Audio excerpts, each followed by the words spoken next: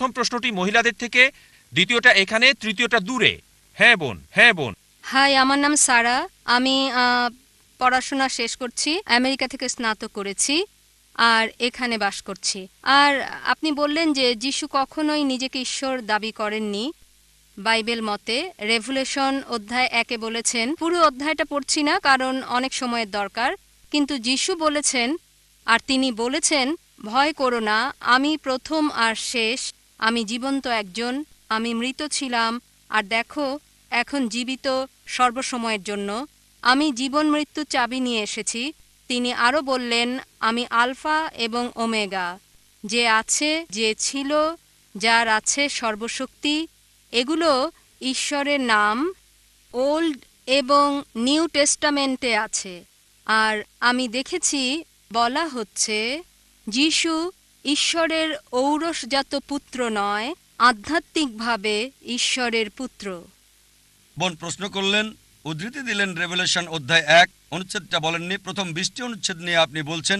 আর alpha এবং omega অনুচ্ছেদ 11, revelation অধ্যায় 1 অনুচ্ছেদ 11, যেখানে যীশুখ্রিস্ট ভাই সাল্লাল্লাহু আলাইহি সাল্লাম বলেছেন, আমি আলফা এবং ওমেগা।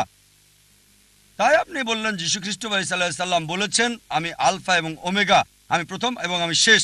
আপনার মতে তিনি ঈশ্বর দাবি করেছেন। দেখেন, আমি বলেছি একটাও স্পষ্ট করে বলা বক্তব্য নেই, স্পষ্ট করে বলা একটা কথাও নেই পুরো বাইবেলে যেখানে যিশু ভাই সাল্লাল্লাহু আলাইহি সাল্লাম নিজে বলেছেন যে আমি ঈশ্বর, আমার উপাসনা করো। বলেননি। এখন আপনি বলছেন কারণ যিশু বলেছেন আমি আলফা এবং ওমেগা, এজন্য তিনি সর্বশক্তিমান ঈশ্বর। আলফা এবং ওমেগা দিয়ে কি বোঝাতে চান? আমি প্রথম এবং আমি শেষ কোন ক্ষেত্রে? আপনি কি বলতে চান যীশু খ্রিস্ট পৃথিবীতে প্রথম? না, তার জন্মের আগে তার মা পৃথিবীতে ছিলেন। অনেক নবী তার আগে এসেছেন, সুতরাং অবশ্যই তিনি প্রথম না, আবার শেষও না। বাইবেলের মধ্যে বলা হয়েছে নবী মুহাম্মদ সাল্লাল্লাহু আলাইহি সাল্লাম আসবেন। এটা আছে গসপেল অফ জন অধ্যায় 16 অনুচ্ছেদ 12 থেকে 14। আমার অনেক কিছু বলার আছে, কিন্তু তোমরা এখন তা সহ্য করতে পারবে না। যখন সত্যের আত্মা আসবে, সে তোমাদের নিয়ে যাবে সত্যের দিকে। নিজে কিছু বলবে না, সে যা শুনবে তোমাদের বলবে।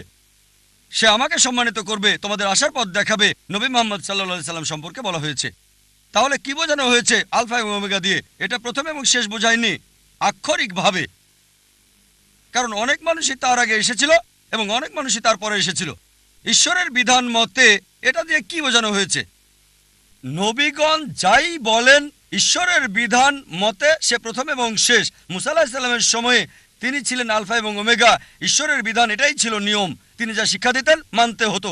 যীশুখ্রিস্টের সময়ে যীশুখ্রিস্ট সাল্লামের শিক্ষা ছিল আলফা এবং ওমেগা, সেটা মানা বাধ্যতামূলক ছিল। নবী মুহাম্মদ সাল্লাল্লাহু আলাইহি সাল্লামের সময় শিক্ষা ছিল আলফা এবং ওমেগা, এটা প্রথম এবং শেষ।